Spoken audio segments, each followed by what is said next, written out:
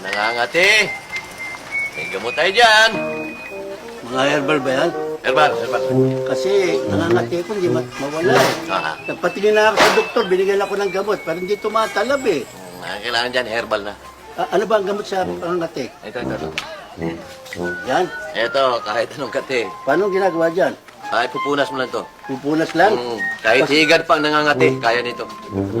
Ganun? Yes. Magkano yan? 500. Kamahal naman, 500. Kamutin mo ng kamutin yan. O sige. Sige.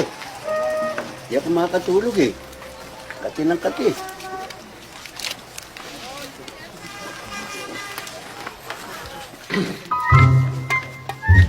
Pupunas lang. Punas lang yan. Ganyan kasimple.